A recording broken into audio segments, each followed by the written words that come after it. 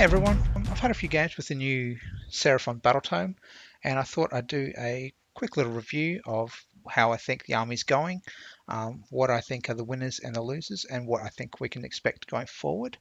I'm not going to do a full battletome review because I'm looking to do one of those with the fail charge after the FAQ drops, so we can look at it more in depth there. But just some of my quick thoughts. I've had a few decent games.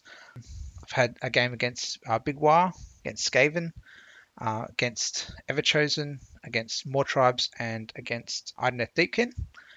And I'm actually really enjoying the new playstyle. Um, when the War Scrolls and everything first dropped, I wasn't too keen on a lot of it. But a lot of that has changed since I've played them and since I've worked out some new things with it. So I guess I'll start off with the Allegiance abilities, looking at basically Coalesce versus Starborn. I do think Coalesce has the stronger base abilities with the -1 damage inflicted with multiple damage and the +1 attacks on jaw weapons because there are a lot of jaw weapons in this book. That said, I do think Starborn are going to be the more competitive choice just because of the extra things like the Fangs of Sotek. I think they are going to be that's going to be the competitive subfaction. I do like the sacred asterisms we've got now. So I basically generally use Hunter's Steed if I need that for the +1 to run and charge. But the one I use the most is the Sage's Staff, giving +1 casting and dispelling to Croak. And I don't really use the the Great Drake that gives the +1 attack. I don't really do that because it's melee weapons, and I try and avoid melee. So I think that's basically a quick rundown of that. Like I said, I do like the Starborn more for competitive choices. I do think Conjuration's a bit dead. In my play games, I'm not even keeping track of them. In a tournament, I'd probably generate them every turn just to try and get the 10 skinks out by like turn 3 or 4. I think that's really all you're going to be looking at getting. Because even though, you got 10 points, half the list is only 10 points, but getting those 10 points is, you're looking at turn 3 or 4. And by that stage, what you can summon isn't really going to do a lot. The teleporting, it's only one teleport, but it's pretty good. I'm using it basically on salamanders to get them up and just nuke a unit from the start. That's been pretty effective. And like I said, with the constellations, I'm using Fangs of Sotek. I don't really rate Dracothian's Tail. I think that it just doesn't bring anything to the table. So we'll look at command traits.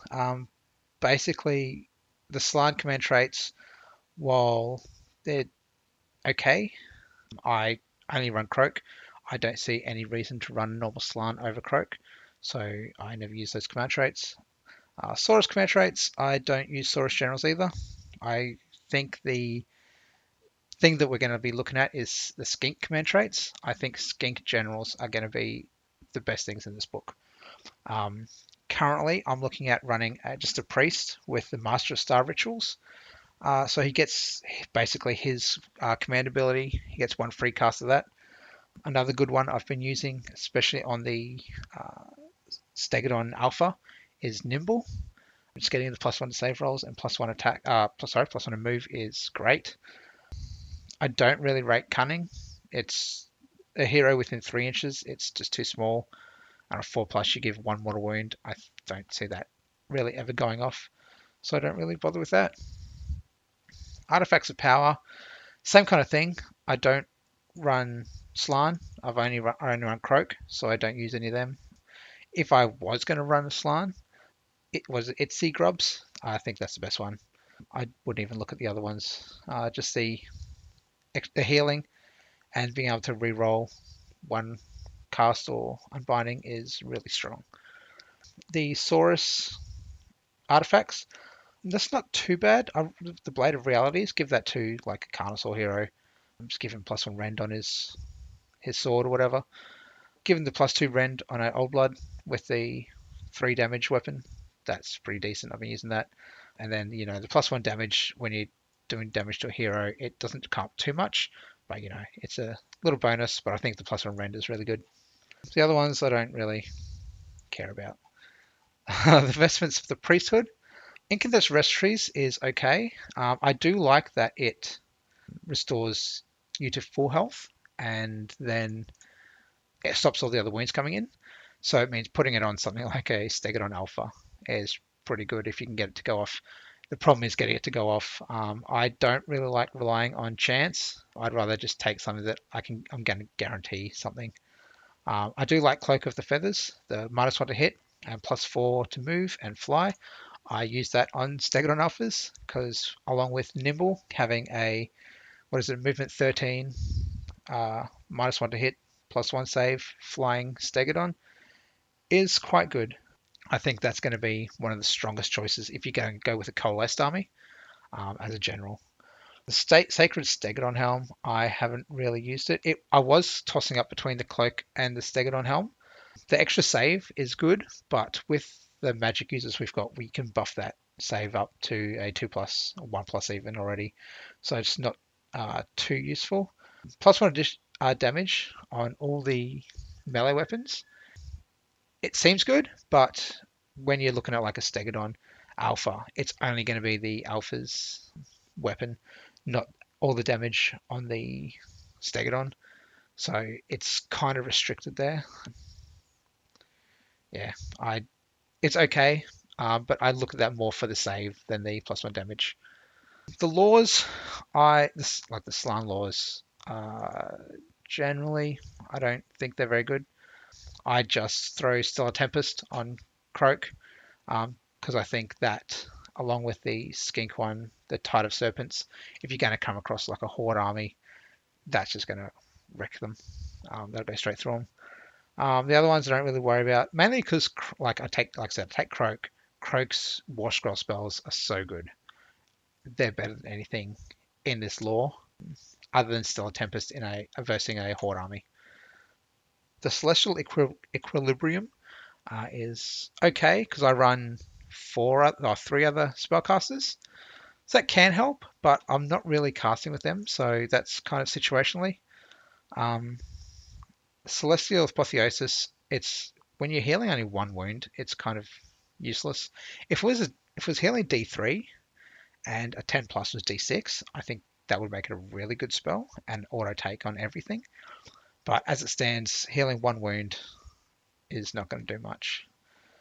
Drain Magic can be interesting if you're playing against someone with a lot of endless spells, like, if you're playing like against a Zinch or something, that might be very interesting. And, Slan have the abilities to change their spells, so you can always just throw that out if you need it as well. And I mean, you're choosing your spells at the start of a game anyway, so you know what you're coming in. But basically, Stellar Tempest would be my go-to against Hordes. And yeah, I don't know if I'd bother with any other ones. For the Skink ones though, I love Celestial Harmony because just ignoring Bravery. Ignoring Battle Shock, sorry. That's amazing. And if you're casting it on a 10 or more, which is where that Celestial Equilibrium comes in, if you're given +1 to that, basically ignores Bravery on everything with 18. That's pretty good. I also like, Fiery Convocation? Yeah, just to do a little bit of chip damage if there's nothing else. Bind Endless Spell is quite interesting. Again, if you're playing against like your Zinches and stuff like that, just to basically move their spells and be like, no. And like I said, with Stellar Tempest, I run Tide of Serpents because if you're being able to cast two of those on a big horde of units, you're going to do quite a bit of damage. So my go-tos, I run 2 Star Priests in my Fangs of Sotek list, and I'll take, Tide of Serpents and Celestial Harmony most of the time. Next, we got the Realm Shaper engine. As it stands, I don't play with one because, I think the risk is too great that you won't be able to use it. Seraphon lists seem to have a lot of drops, so the chances of you choosing whether you're going first or not is very slim. So basically, if you don't win the roll off to choose your sides and pick the side that your Realm Shaper engine's in, then there's a good chance you're not going to be able to use it. I think a good fix for that would be just to take out the needing a priest or a wizard and letting you use it anytime, that'd be fine. And maybe giving it like if it's garrisoned by a priest or a wizard, it becomes like maybe D6 mortal wounds or something like that. Just buff it a little bit.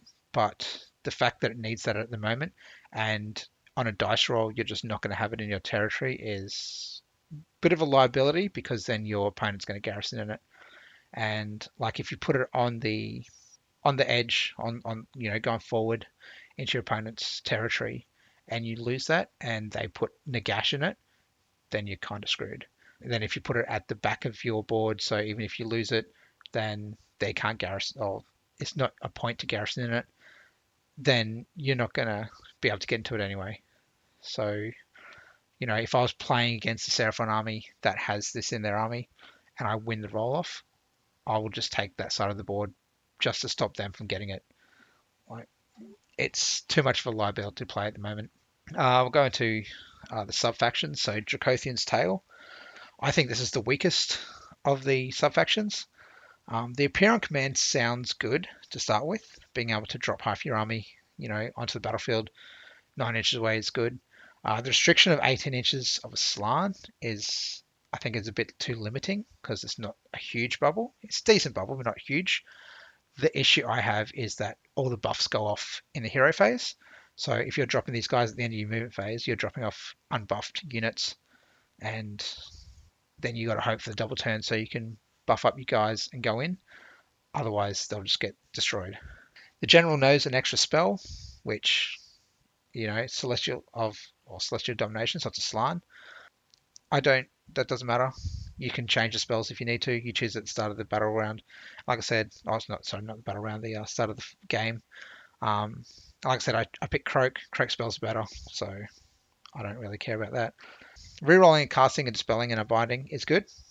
So, but again, I take Croak, so he can't take the commentary anyway. So, what's the point? Artifact power is basically just incandescent registries. It's good, but I think basically all the artifacts are pretty average in this book. So they're kind of something you just take and it's just there. Again, I don't like the on a dice roll thing. I like just taking something that's solid and it's going to be there for me. Take it, I guess. Fangs of Sotek. Now this I think is going to be the competitive choice. First battle round, 3 inches to skink units, and they're keyword skink units. So in my army, that's everything except for Croak. And being able to have your, skinks moving 11 up gives them pretty much, I think with running as well, I worked out it's like a 33-inch threat range, and they're pretty good. So they'll be able to shoot anything on the board pretty much. Parting shot is amazing, mainly because you don't have to be in combat, or you don't have to be charged to use it, which I do think is going to get FAQ'd. So take that with a grain of salt. But if they don't, it's amazing because, a unit of 40 skinks is shooting 80 times. Shooting that, letting your opponent charge you, and then just shooting again is, not a lot is going to survive that with the, sixes to wound, or sixes on wounds or a mortal wound. But yeah, I think that's really good. The 4+ to move is good, but I think just to be able to shoot again in the charge phase without being charged is amazing. Old and Grizzled doesn't really matter because I don't take Saurus, but I do like it. On a 3+, you get an extra command point. More command points is always better, but I just don't fit a Saurus in my army. If I did put like an Ashleth Bearer in, I'd make him the general and just take that. Serpent God Dagger is a bit of fun. I like putting it on something like a Ripidactyl Chief and kind of just darting him up the board, hitting, Marathi or Archaon or something like that, and just try and take him off, like on a 5+. Because again, you're not going to really want to see too much melee, so I don't think it's going to come up a lot. Coatl Claw, or Coatl's Claw, is pretty good. It's for mainly Saurus heavy armies, and I think Saurus heavy armies are going to be the more fun lists, but I think the skink heavy army is going to be the more competitive lists. So you got Savagery Incarnate, give +1 hit rolls for Saurus. That's amazing. What are they hitting on 4s? So they're hitting on 3s. That's pretty good. They've got their Ren now. I think Saurus are going to do a lot of damage in combat, and especially like Saurus coalesced, people are going to hit their lines and just bounce off them. They're not like going to be as strong as say like Mortek Guard, but they're going to be pretty vicious, especially with all the bite attacks too. There's a lot of attacks coming out of those blocks of Saurus warriors. The command ability is pretty good. Counters being charged, so you've got your +1 to hit from the Savage Incarnate. I do like that because it just means you don't have to charge, and if you're stuck in combat, you can still get that +1 to hit. The command trait is really good. I know I've been watching a couple of the battle reports, and it's a bit funny watching the mini wargaming ones where Steve just continuously getting the extra command point and, doing 6 or 7 command points a turn without spending anything. That's pretty funny. The artifact it's what it is. 6s do 2 mortal wounds.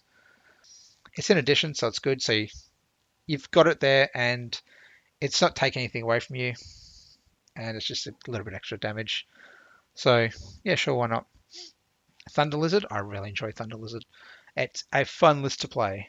So you got 2 extra wounds on all your lizards, or your monsters. So that's sure 2 extra wounds, great. The command ability to let the Bastiladons shoot again or the Edge of the Gods go off again, I won't take an Edge of the Gods. I think they're a big loser in this book. I don't think they're worth taking anymore, not for those points. The Bastiladons, they're a bit hit and miss for me. But, if you enjoy them, it's a good command ability to use with them. Prime War Beast, when I take Thunder Lizards, I take the Skink Alpha and Stegodon as my general. So he's going to have this +1 attack to all his weapons. Yeah, that's awesome. These Stegodons are awesome. I think they're one of the winners of the book, probably one of the best units of the book. And then the Artifact Power, you got a Plasma Pistol. All right, it's okay, but it's not something I would take if I had an option. I definitely would want to take a battalion in a Thunder Lizard army so I can get that extra artifact and take, the Cloak of Feathers and put on my Stegodon Alpha. For the battalions, I think the Temple Hosts are really cool. The Shadow Strike, I think the Shadow Strikes for the Temple Host is really cool. +1 to hit rolls when you're targeting a unit, so you can just kind of point to a unit that's going to do a lot of damage and delete it. And the Thunderquake, I think this Thunderquake is awesome. The Temple Host, basically giving +1. Run, shoot, and charge. With I take Stegodons as my battle line in the Thunderquake Thunder Lizard, so being able to run them up, shoot the bows, which are awesome, and then charge in and delete things. It's great. Add +1 to attacks characteristics. That's good when you're already stuck in. So turn second or third turn when you've charged everything in, just do that. It's great. The Star Hosts, I don't think are as good. You've got the Sunclaw Star Host adding extra rend to the weapons of Saurus, but you're not taking Saurus in Starborn, so all right. Same with Fire Lance. It can be decent, but you're not taking Saurus Knights. Shadow Strike is, you're just coming down, you're setting up 9 inches away, which is okay, but it suffers the same thing as Dracothian's Tail, that you're setting up at the end of the movement phase. All your buffs go off in the hero phase, so you're bringing down unbuffed units to kind of bounce off your enemy. All right. And then the Thunderquake, you heal a wound. Okay. And D3 if you're near a slan, which can be okay-ish, but it's not worth the points to take that, I think. So let's go for just basically the winners and losers. So I don't think the Slan has a good war scroll now. For 60 extra points, take Croak. Croak is amazingly better. Better spells, 4 up, DPR, great. No reason not to take Croak in every list. The Old Blood, he's decent. I don't like the 4+ save. I think giving them a 3+ save would have made them awesome. 4+ save is okay. They kind of fall over to anything that hits them though. Give them the 3 attacks with 5 damage when they're unwounded, though, is pretty good on their jaws. Especially that you get +1 attack with your jaws on for being coalesced. And then you get +1 hit with his command ability. He can be a tank pretty decently. Give him some spells to get his save up to a 2+. He'll survive decently and do a lot of damage. I still like them. I used to run them in my, old book. I think they're cool. Garvet on the Carnosaur as well. He's got a very similar, the massive jaw is what you're looking at. So they're going to do a lot of damage. It's weird, the Warblade and the War Spear. I'm sure a lot of people have seen that. Give the Warblade a rend. Otherwise, why take it? The War Spear is just better because it's got better range and on the charges it does more damage. So there's no reason to take the Warblade because they're the exact same profile otherwise. So I think those are the 2 winners for the Saurus characters. I think the other Saurus characters are decent, but you're going to run those 2. Again, competitive. I'm always going to be looking at competitive, and Saurus I don't think are the competitive choice. So the fun choice, I think they're amazing and I love playing them, but I don't think they're going to be top tables. So let's go through Astrolith Bearer. He's okay. I think he's lost a lot. Just losing the rerolls for everything. Was super strong, and a 6-up DPR is good. Makes him like a death army. 12 inches, yeah, sure. They've got the +1 to casting rolls still, and the increase to range. So you're gonna always want to put him if you got a Slann and Wizards. Sure, he's helpful, but I don't think he's as good as he used to be. Now my favorite thing, so Skink Starseers. I think these guys are amazing. 4+, you get a command point. Great. The staff letting you charge 3d6 instead of 2d6. That's awesome, especially in Fang Sotek when you can move really quickly. You give them the priest run a charge, and then you charge them 3d6. I try and fit one of these guys in all my lists. He's so cool, and his magic is decent. +1 to save on one of your guys, or -1 to save on your enemy. That's cool. Stinks Star Priest. I see a lot of people trying to fit one of these guys in every list, and I think that's a mistake. I think the Star Priest is awesome, but you want to take him in if you've got 40 skinks in a block or like 9 Ripidactyls. I see people are taking him in they've got 3 blocks of 10 skinks and a couple of salamanders, 3 Ripidactyls or pterodons and stuff like that. And his 6s to wound are mortal wound, just don't have the impact with so low amount of attacks. That said, in my competitive list, I'm running 2 blocks of 40 skinks and a block of 30 skinks, and I've got 2 of these guys in my army, and they put in the work. For the magic, it's a good spell, don't get me wrong. -1 to hit on a unit. Unit Holy with 18 though, so you're not really going to get that off turn 1. And then, turn 2 onwards, it's good. But, the thing you want to look at is the Serpent Staff with blocks of 40 skinks and blocks of 20 Ripidactyls. Not 20, blocks of 9 Ripidactyls.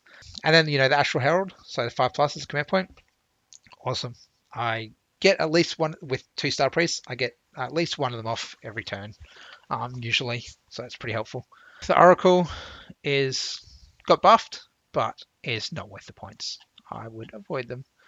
Skink Priest is awesome. I also take 2 of these guys in my list, giving on a 3+, the +1 save and the ability to run and shoot and or charge. That's great. Just giving stuff +1 to save is awesome. Like I give my skink units +2 to save with the Star Seer and the Priest. So they're pretty good blocks. Again, take them in like your Thunder Lizard units and just give you a general Stegodon, a 2-up save. Sure. His command ability is really good too. Use that every turn. +1 to hit rolls, especially like on skinks. So you're doing 40 skinks, you're shooting your bolt spitters, hitting on 4s, awesome. Charging in with clubs, awesome. Hitting on 3s. Take priests, they're great. I like to make him, I'm looking at making one a priest my general, so he can use and give him the command trait to use his Herald of the Old Ones once a turn without spending a command ability as well, or command point. Awesome. Skinks. When this first came out, I didn't rate skinks. They lost their retreat, which sucks. Also, I used to also use them in blocks of 10, just kind of harass and capture objectives. And I think that is dead now. Don't use units of 10. Blocks of 40 is amazing. Blocks of 30 is decent as well, just because you've got the 15 or 15 or more, you've got +1 attack. It's super good. These guys block of 40 is shooting 80 shots, and when you've got the +1 to hit, so you're hitting on 4s. If you've got the 6s to wound and mortal wounds, you're doing a lot of mortal wounds. +1 save rolls with the star blocker. I don't even take star blockers anymore. I think the best way to run these guys are bolt splitters with the Moonstone Club, because they can shoot and then charge in. And when they charge in, they're hitting on 3s and they've still got all the buffs. So they're, mortal wounding on 6s to wound. These guys will take down a lot, and they're super survivable as well, especially when you give them the buffs up. So they're, 4+ saves. Salamander Hunting Pack, winners of the book. These guys are awesome. I take 2 max units, so there's 3 salamanders and 9 ablative wounds, because handlers, alright. 4 attacks each, 3s and 3s, Ren 2, D3 damage, 6s to hit, D3 mortal wounds. These guys put in the work for 80 points. Burning Jaws, again, they're good with Coalesced as well, because Jaws. 3 attacks, 4s if you Coalesced, same profile, 3s and 3s, Ren 2, D3 damage, 6s are D3 mortal wounds. These guys will shoot, charge in, and just delete units. 4+ save is really good on these guys. Bravery 10, because you're taking Starborn. So, sure. The Razordons, I think they're okay. They still do a lot of damage. Hitting on 3s, awesome. Making them hit on 2s, sure, why not? Given the 6s to wound and mortal wounds, great. A lot of attacks, you do a lot of mortal wounds. They do have their ability now, the volley of spikes, or what is it, instinctive defense. You can shoot your volley of spikes in the charge phase if there's an enemy within 3 inches. So this goes off even in your charge phase. But again, I think it's going to be FAQ'd to be when you get charged. If it's not, awesome. You do only get D6 shots instead of 2D6. While I do think these guys are great, they're not salamanders. So there's no reason to take them if you can take salamanders. Bastiladons, I think they're alright. I don't rate them as much now without their rerolls from the Astrolith Bearer and the old Thunderquake. But they'll do decent damage, especially against demons. They'll still put in the work. So, I don't know how competitive they're going to be, but they're fun. Pterodon Riders, these guys are awesome because they're just going to drop their bombs. You're going to take a Pterodon Chief, obviously. So you're dropping your bombs on 2s. It's on a move, so after you charge, that might get FAQ'd. We'll see. But I think it's, charge over something, drop your bombs on them, and kill whatever's in front of them. It's going to be awesome. Ripidactyls, I think they're okay. They lost a lot. The Toad is now only once per game, and it's only just giving you rerolls. So there's no swooping anymore. They lost their exploding attacks.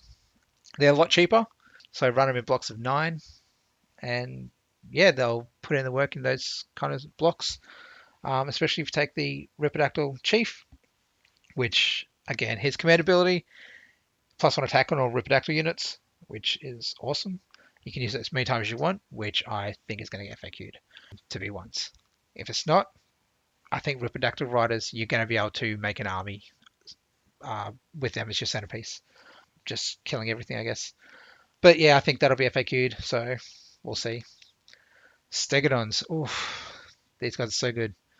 I think these guys and the Salamander is the MVP of the book.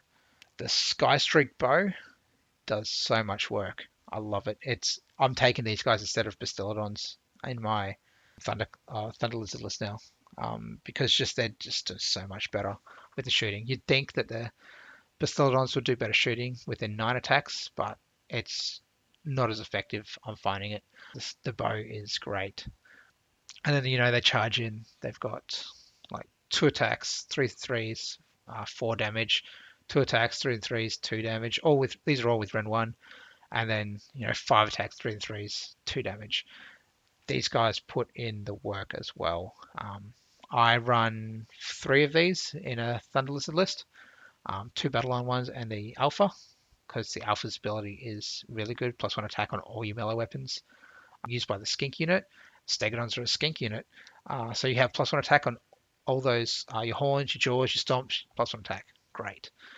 Yeah, so take these guys. The Armored Crest is really good if you're, in combat with smaller quantity of models. So your elite models and everything. You just got you're on 3+ save. Sure, great. Engine of the Gods. This guy has been hit with a nerf bat quite a bit. So you're gonna usually get off the healing on average dice, which it's okay. D3 to each friendly Seraphon unit, wholly within 12. Which, as long as you're running him up with the other Stegodons, I guess, can work, but it's not guaranteed. You don't, with the Slan, you don't get to roll and then discard now, so you're just rolling and you're getting what it is.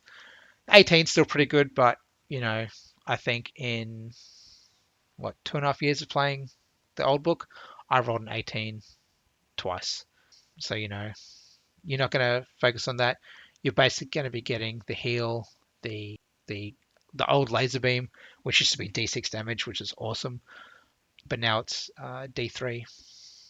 And or unless you want to roll the 1 unit with 24 inches, the 13 to 17 is you're summoning 10 Saurus Warriors. It's like, okay, Saurus Warriors aren't that great. Don't get me wrong, Coalesced with the buffs, they're awesome. In big units, they're awesome. 10 Saurus Warriors are just going to be there to capture objectives, I guess, and die. Sure. Bounce spells, a bit weird because some of them don't do anything other than normal. So you just take the normal versions because why not? I think the really cool things are bound Geminids. They're great, and the bound Purple Sun is cool. One thing I haven't done yet, but I do want to try in a Thunder Lizard army is a bound Emerald Life Swarm because you kind of just set them where you want them and heal anything that dies. So that will be interesting, I think. So yeah, I think that's basically my quick rundown of winners and losers. What I think is going to be FAQ'd. So yeah, I think that's everything. Thanks for listening, and I'll talk to you later.